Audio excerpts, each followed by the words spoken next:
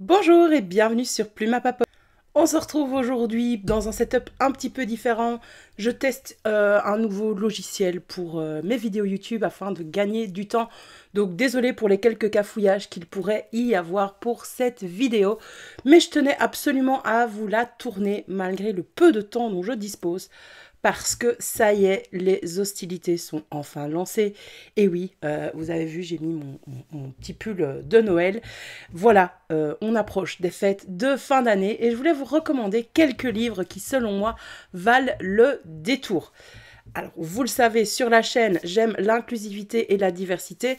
Donc, on va pas se contenter des romances de Noël basiques. Donc, restez bien jusqu'au bout de la vidéo pour voir mon petit coup de cœur, ma petite découverte très très récente de la semaine passée qui m'a énormément plu. Mais d'abord, commençons par un livre que je pense je ne dois plus présenter. Il s'agit de Comment survivre à Noël avec son ex de Ludo de Boer, ou de Bourg comme j'ai envie de le dire à la belge, mais je pense que c'est qui s'attendait à ce qu'on prononce de Boer. Je pense que voilà, ce livre, vous l'avez vu passer un petit peu partout. Heureusement, il a du succès et j'en suis très très heureuse parce que c'est un livre écrit par mon ami Ludo de la chaîne Le Petit Monde de Ludo. Donc n'hésitez pas à aller vous abonner à sa chaîne si vous ne le suivez pas encore, ainsi qu'à son Instagram. Et il a aussi son compte Instagram auteur, donc Ludo de Boer. Voilà, je me suis acheté ce livre, même si c'est mon ami, je voulais absolument le soutenir. Donc je ne vais pas en parler en bien pour en parler en bien. Et je vais finalement vous en dire très peu parce que je n'ai pas relu le bouquin dans cette version imprimée. Pour ceux qui me suivent depuis quelque temps, il y a 2 ans, j'ai joué les bêta lectrices sur ce roman pour Ludo. Donc au moment où il m'écrivait, chaque jour il écrivait et il m'envoyait les modifications et ce qu'il avait écrit dans la journée, etc. Et moi je corrigeais une première fois et je lui disais ça c'est bien, ça j'aime bien, ça oui, ça va bien fonctionner, etc., etc. Bref, ça a été un été en mode Noël et je vous avoue que je garde précieusement ce livre pour quand je vais avoir le temps. Parce que oui, là au travail, c'est un petit peu chargé avec l'arrivée des examens et donc je compte me le lire le week-end prochain. Une fois toutes mes copies corrigé, tout encodé, terminé, ce sera ma récompense. Bref, je me garde ce livre comme une petite praline de Noël. Vous savez, celle qu'on sait qu'on va aimer et qu'on garde au fond de la boîte pour la déguster et finir sur une très très bonne note. Si vous ne connaissez pas encore l'histoire, ben, sachez qu'ici, on va suivre Manon qui va retourner chez elle pour les fêtes de fin d'année dans son petit village des montagnes, d'où le petit chalet, parmi sa famille fan de Noël. Cependant, il y a une question qui fâche dans sa famille. Ses parents n'arrêtent pas de lui demander, surtout sa maman, est-ce que tu viens accompagner cette année? Et il n'y a rien de plus que ses parents souhaiteraient de la voir en couple, ce qui réjouit pas nécessairement Manon. Et donc elle va paniquer au téléphone et lui dire oui, oui, je viens accompagner, sauf qu'elle a personne. Donc on est vraiment sur des tropes de fake dating avec un faux petit ami engagé sur internet pour finalement se retrouver dans une situation rocambolesque où le faux petit ami va être son ex. Le problème étant que personne ne sait que c'est son ex. Donc voilà, ça va être parti pour la gloire avec des situations rocambolesques dans le petit village de Froidieu. Voilà, moi je connais l'histoire, mais je sais qu'entre la version que j'ai lue il y a 2 ans sur ordinateur et cette version éditée, il y a beaucoup de différences. J'ai lu le prologue lors d'un de mes streams Twitch et j'étais déjà là en mode, mais c'est pas exactement ce que j'avais lu. Ce prologue, par exemple, ne correspondait pas à la version que j'avais eue. Voilà, c'est en format poche, ça coûte pas très cher, donc n'hésitez pas à vous faire plaisir. Et regardez, il y a des petits cookies sur chaque début de chapitre. Voilà pour le premier livre que je vous recommande pour ces fêtes de fin d'année. Le deuxième, je vous le montre aussi en version imprimée en anglais, mais il est disponible en français. C'est This Winter de Alice Oseman, donc à savoir cet hiver. La couverture change un petit peu en français, je pense que c'est pas exactement la même illustration. C'est une novella, donc c'est une nouvelle très très courte dans l'univers de Heartstopper qui est illustrée de temps en temps et qui a sorti à mon pull, j'adore. Voilà. Qui se rappelle qui était déjà là sur la chaîne quand j'ai fait ce thème pour décembre ou pour janvier, je sais plus. J'adore, j'adore. Il s'agit donc d'un roman, d'une nouvelle plus qu'un roman parce qu'il est vraiment très très court, dans l'univers de Heartstopper avec Nick et Charlie, et on va bien entendu parler des fêtes de fin d'année en famille. Attention, c'est un roman choral, donc on va avoir le point de vue de Charlie, de Nick, je sais plus, mais en tout cas de Charlie, ça c'est sûr, et de son frère et de sa sœur. Parce que si vous adorez la série, vous ne savez pas que dans le livre, Charlie a un petit frère qui s'appelle Oliver. Et alors, la grande prouesse de Alice Oseman, c'est de faire aimer ce roman alors qu'il est totalement doux, amer. C'est vraiment un roman qui va mettre en exergue les relations pas toujours faciles en famille, entre parents et enfants, où parfois on a trop d'émotions, trop de choses qui se passent en famille et ça éclate, et la fête de famille est un désastre. Et pourtant, malgré ce résumé, je vous encourage fortement à lire ce livre parce que ça questionne sur qu'est-ce qui est important finalement dans les fêtes de famille. Est-ce que on le fait par pure tradition parce qu'on a toujours fait comme ça, ou est-ce qu'on a un réel plaisir à se retrouver ensemble? Et puis il y a bien entendu cette ficelle du scénario qui est la famille trouvée, de found family, qui est extrêmement importante dans Heartstopper, et Charlie va pouvoir vraiment compter sur Nick, son petit ami, mais également sur son frère, sa sœur et ses amis pour passer un bon moment malgré tout, malgré le fiasco que c'est dans sa famille, notamment avec sa maman. Je sais donc que le tome, vous savez également que le tome 5 vient de sortir au moment où je retourne la vidéo, il est sorti hier. Il est donc disponible et plusieurs personnes sont venues me contacter sur Instagram en me demandant est-ce qu'elle aborde un petit peu plus les TCA de Charlie dans ce tome. Je pense qu'ils sont abordés, mais beaucoup moins en profondeur que dans This Winter.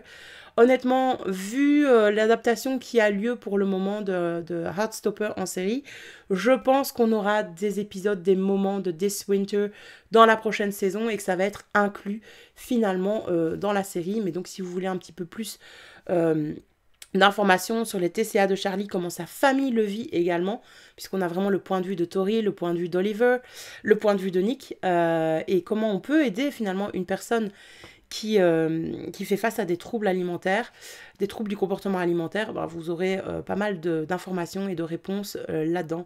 C'est brillamment fait, je peux que vous le recommander. Pour la suite des livres, on va passer à des éditions numériques, donc je vais vous afficher les couvertures ici. On va commencer par un livre qui a beaucoup fait parler de lui il y a 2 ans, je pense, et c'est « Il faut parfois déplier les étoiles » d'Erika Boyer, si je n'écorche pas son nom de famille. Je vous mets la nouvelle couverture. Moi, je ne l'ai pas dans cette édition-là, en version numérique. Mais je me suis dit que voilà, puisque le livre ressortait avec une nouvelle couverture, autant la promouvoir sur les réseaux sociaux.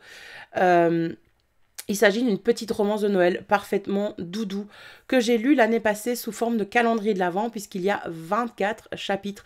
Donc vous allez pouvoir en lire un chaque jour du mois de décembre. En toute honnêteté, j'avais prévu de lire le 2e tome et la suite donc ce mois de décembre, aussi comme un calendrier de l'Avent, et puis je me suis mal organisée. J'ai pas le livre à ma disposition, donc ce ne sera que partie remise pour décembre 2024. En attendant, moi je vous recommande fortement cette petite romance de Noël, toute mignonne, toute chou, qui a lieu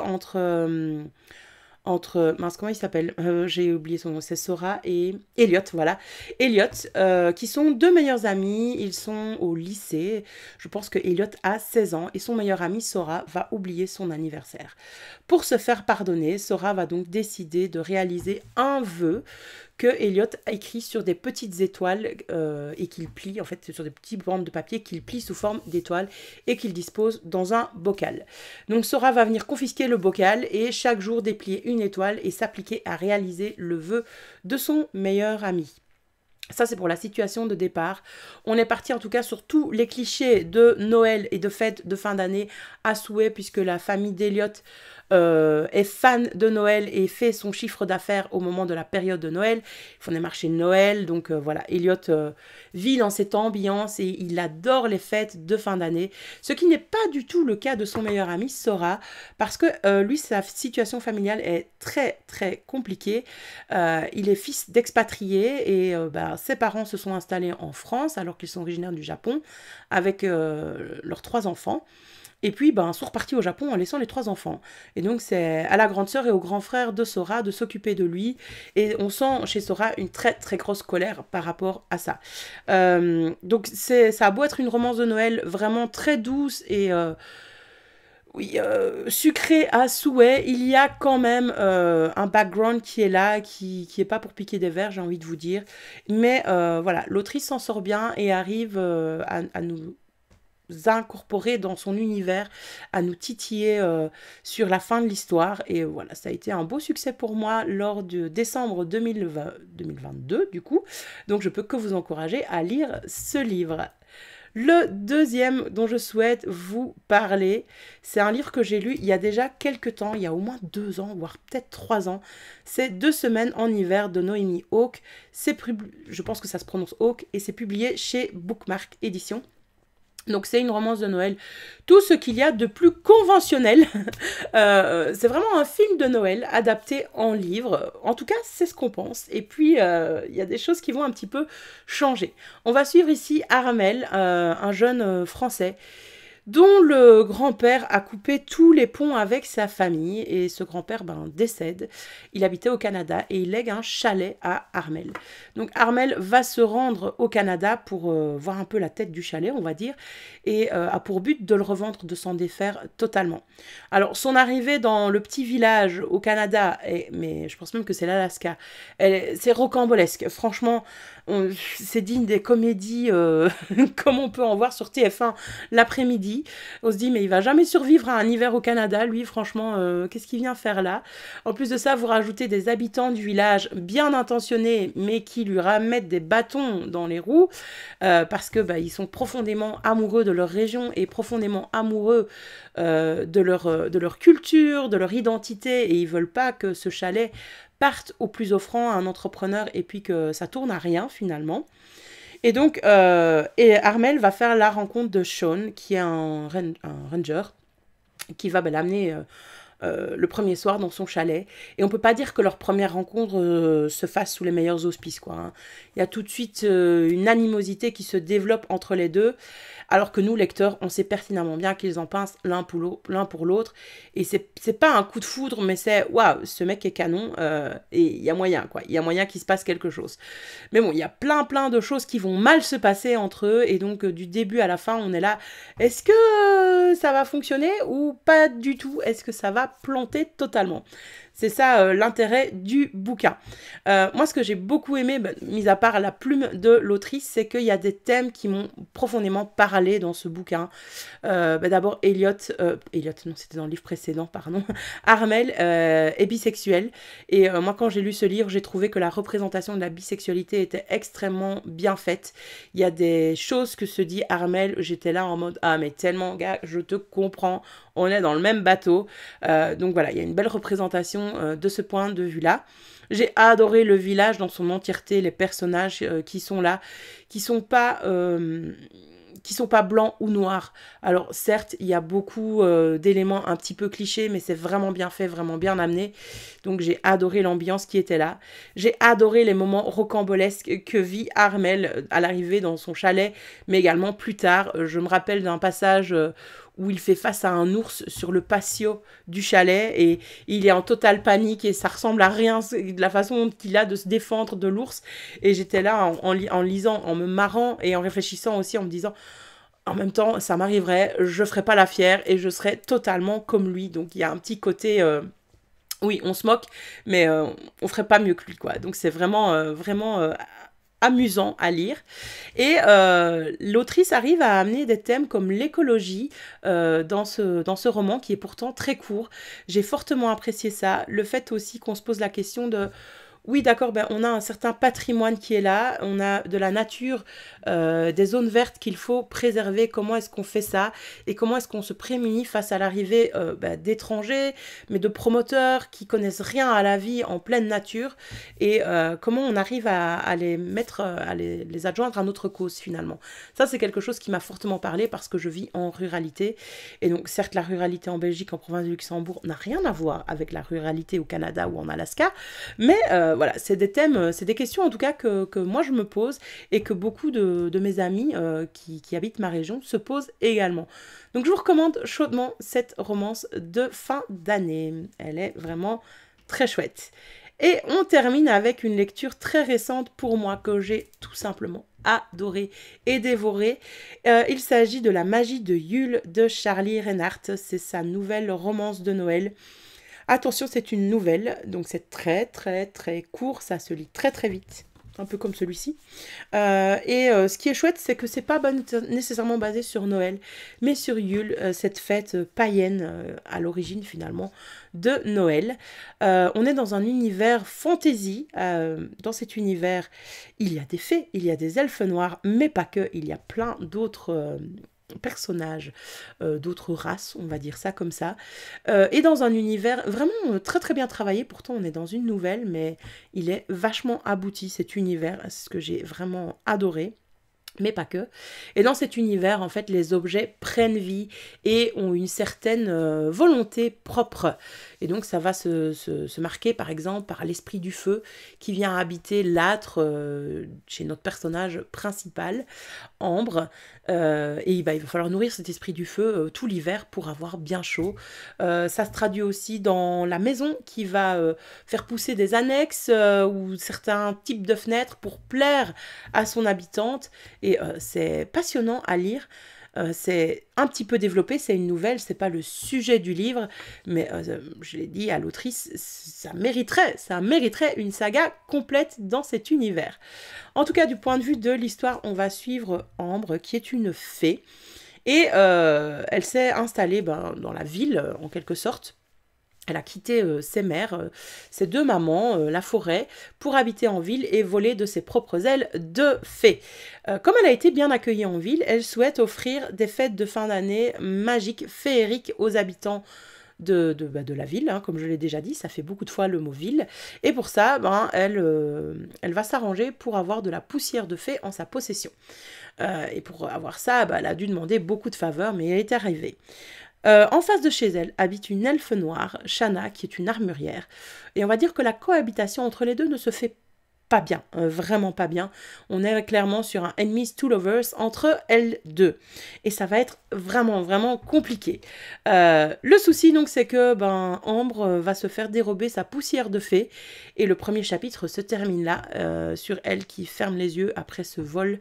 Et on ne sait pas ce qui va se passer pour elle.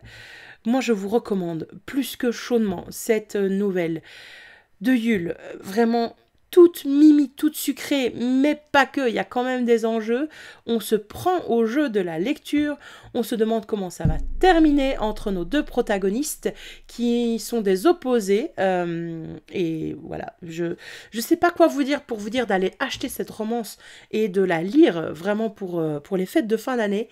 Ça plaira, je pense, à tout le monde. Vraiment, vraiment. La plume de Charlie Reinhardt vaut le détour. Je vous ai lu d'ailleurs le premier chapitre lors d'un stream Twitch. Je pense que plusieurs ont été intéressés. Donc allez-y, c'est vraiment, vraiment la romance qu'il vous faut pour la fin de l'année. Je pense que la vidéo dure depuis assez longtemps. J'espère vous avoir convaincu de lire ces romances. J'en profite en terminant la vidéo pour vous remercier de toujours me soutenir, d'autant plus ici sur la chaîne YouTube, mais également sur Twitch et sur Instagram. On se retrouve très très vite pour du nouveau contenu sur ces 3 réseaux et je vous dis à bientôt. Bye bye!